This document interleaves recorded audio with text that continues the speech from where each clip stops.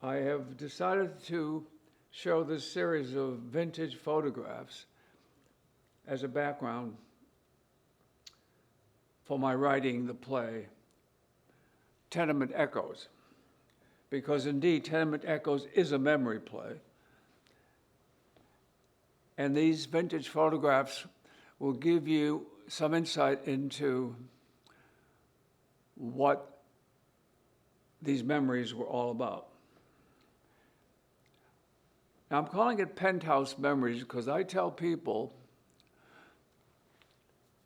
that I was raised in a penthouse.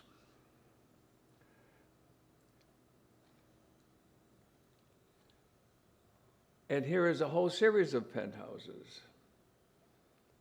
Mine was a 4-story cold water flat with no bathtub. But the same was for a lot of my friends. What was inside that penthouse? Here. This was the kitchen. Everything took place in the kitchen. And there was always coffee, cheese, yogurt in the Lebanese community, olives. How did we preserve all of these? In the icebox. And when you wanted a piece of ice, you'd put a placard on the window with a price, 15 cents, 25 cents for the size or the block of ice you wanted, and they'd carry it up the stairs into the tenement, and you place it into the top of this ice box, or we'd call it ice chest. We had entertainment. Here is a Victrola. And we had these wonderful vinyl records that got a little scratchy as we kept wanting to repeat our favorite songs. And we had the radio, and this was the main source of entertainment for years as I was growing up. And we'd sit in front of the radio, and we'd only hear the Lone Ranger in the inner sanctum or the shadow, but in our minds we could picture it until the TV came along. And here is a version of Motorola of one of the first televisions. And we were able to see indeed what our memories and our imaginations had been creating previously. Now, in Lawrence, we had the SAC Club, the Syrian American Club, which was a social club. There were the Irish Club, the English Club, the French Club. But this is the one right at the end of Elm Street. And right to the left where you see that car was a gas station. And sitting in the audience are two brothers who worked and eventually owned the gas station that is in that lot to the left. This is the corner of Elm Street and White Street, and that market was one of the several markets in the Lebanese community, and I think in all the Italian communities had them, but this is Abdullah's Market. In the background, you could see the Immaculate Conception Church tower. Then we had the Fez, that was one of the restaurants on Elm Street, and here you get another view of the tenements. Now, you see those porches. As I and my fellow compatriots, or as I say, I tell everybody I was raised with 40 brothers, and some of them are here. And as we were going up the street, invariably one of the wives or sisters who were in the tenement would yell out, "Would you get me some bread?" And they would lower a basket, put a quarter in it, and we'd go get them some bread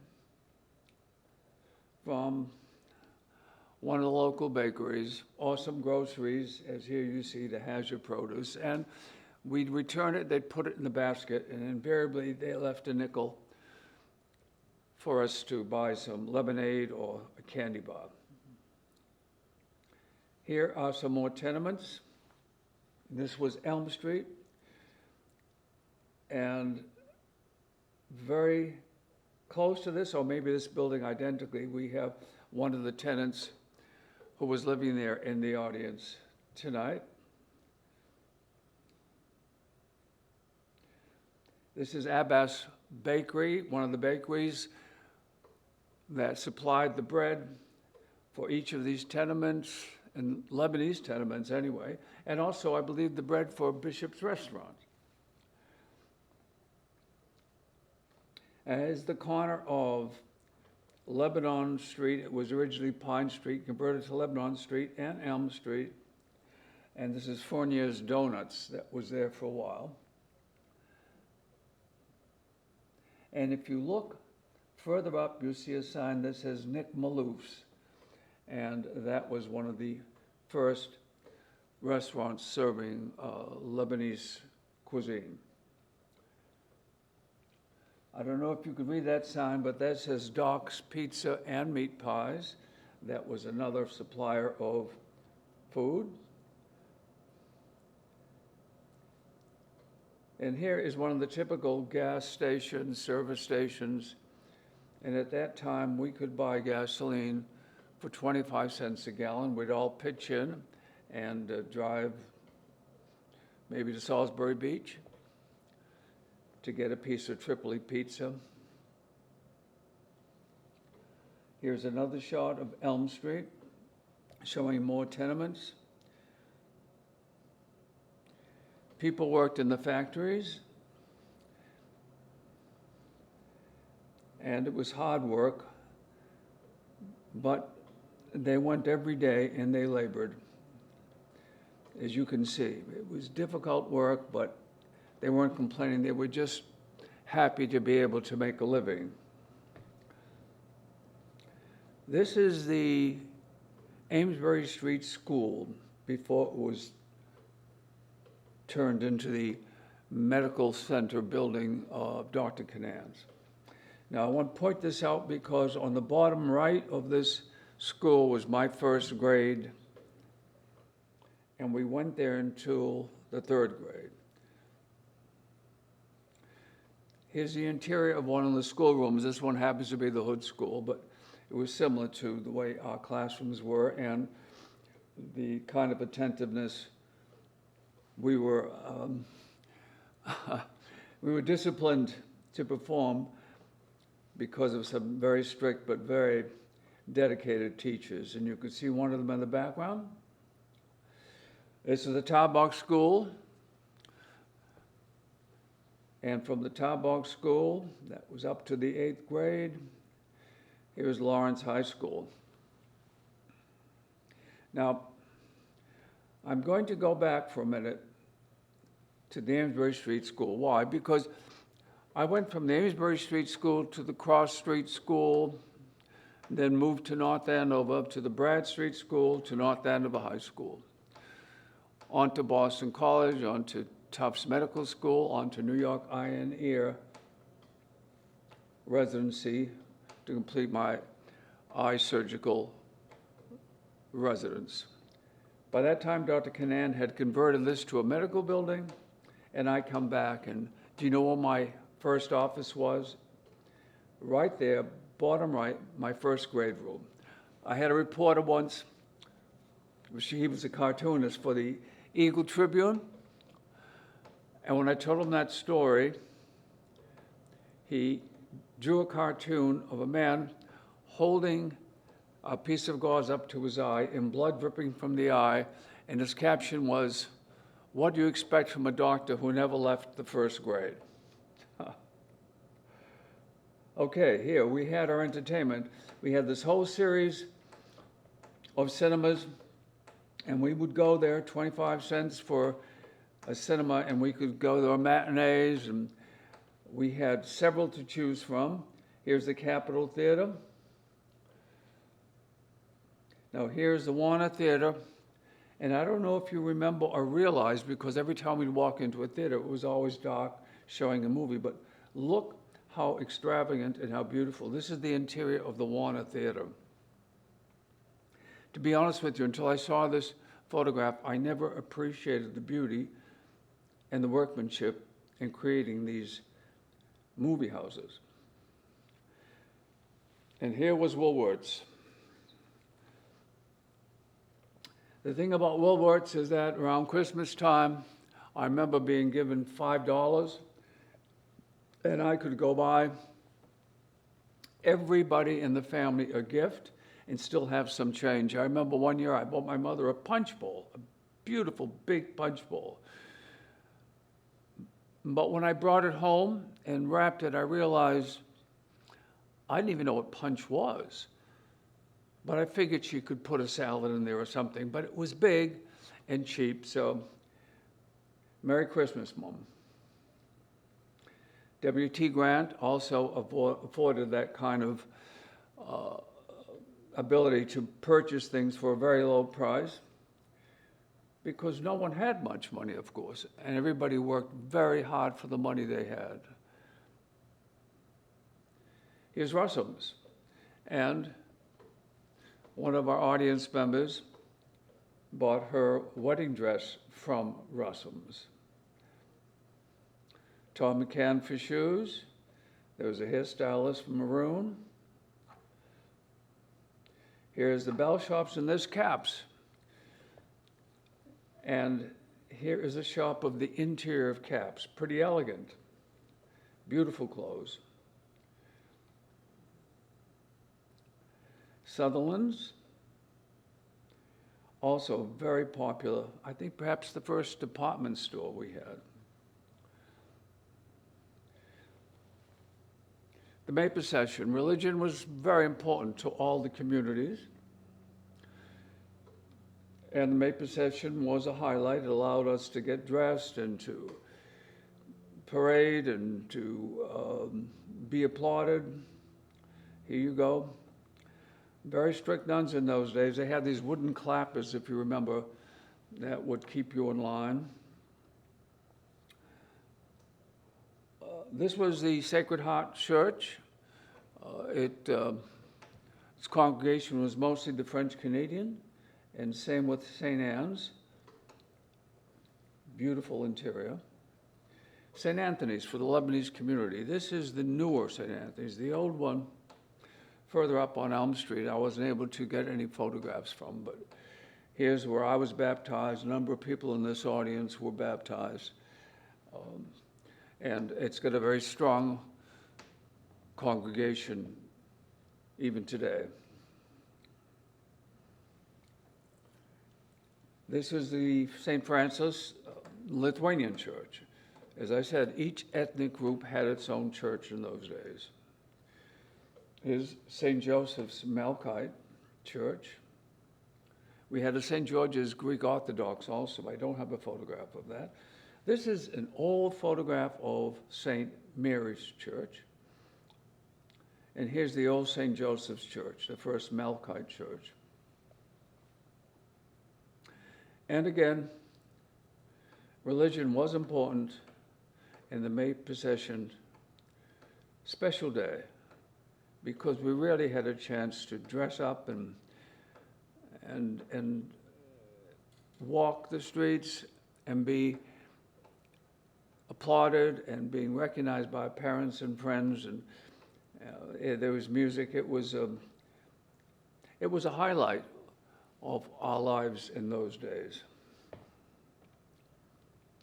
Now we wanted to eat. We wanted very, very creative, very tasty, very reasonable places in which to eat. Now here's Bee's Sandwich Shop, and a member of our audience here is strongly related to the original Consoli family that owned Bee's Sandwich Shop. And Bee's cutlet sandwiches were wonderful. They even had just a sauce sandwich for a nickel. That was amazing. Here's Bishop's, the second, I believe, or the third iteration. We have a member of the Bishara family, the owners of Bishop's, here in the audience. Bishop's was recognized, certainly, maybe without exaggeration, throughout the country, whenever you mentioned Lawrence, people wanted to come to Bishop's. This was a Blue Bonnet, where you could pick up a very quick snack or a cup of coffee, and it was very popular. The Cedar Crest was another popular restaurant. Lawton's famous Frankfurters, I believe it's still standing now. They were, they fried their hot dogs. I didn't realize that, but I was told later this is how they became so popular. This is Morin's, which was also a popular place for coffee and for cake when people were shopping on Essex Street, and the original Eagle Tribune building right next to it. Nick Malouf's perhaps the first, as I said, to start the whole series of Lebanese cuisine. And they would come, people would come from Boston late at night, even in chauffeured cars. And I think his slogan was, where the elite meet the dawn. And his kids would see these beautifully dressed people coming out on Elm Street, going into Nick Malouf's for late night dinners. And here was the, I believe, the second iteration of Bishop's, which really put Lawrence on the map gastronomically. And we had Butcher Boy. We are proud to have a couple of members of the Amin family here, and they own Butcher Boy. I wasn't able to find a photograph, but on eBay, I saw this matchbook cover. It gives you details, and it also shows you exactly how to get there. And after the performance tonight, I have to ask the members of the family, what was the nightly entertainment that's highlighted here? Oh, by the way, eBay wants, I believe it was $5.99 or $6.99 for this matchbook cover. Then, war was declared. That changed everyone's lives. A lot of the brothers, the husbands, the fathers, the relatives, they were enlisted and they went to the front. They were at war, and we were doing the best we could at home with the rationing, not only of food. We had ration books and we'd wait in line. But silk stockings were a very tough commodity to get. So women became innovative. So they painted their legs, and they also drew seams in the back of their legs to simulate wearing nylon stockings. But on occasion, somebody would come up with, I don't know where they found these stockings, and there would be a rush by all the ladies, as you can see here. Maybe if you look closely, you may even find members of the audience here in that group of ladies. Then we had the telegraph boys on their bicycles. No one wanted to see these boys because we all knew that the messages they carried were not welcomed ones. They were like this: the Secretary of War desires me to express his deep regret that your son, whatever his name was, is missing in action over Germany. Here's another one: the Secretary of the War desires me to express his deep regrets that your son, again the name of this individual, has been reported missing in action. I and other members of this audience witnessed the terrible emotional effect and loss of these fine men engendered. Some of them never came home. But then, VJ Day, victory in Japan was announced, and we were able to bring our soldiers all home.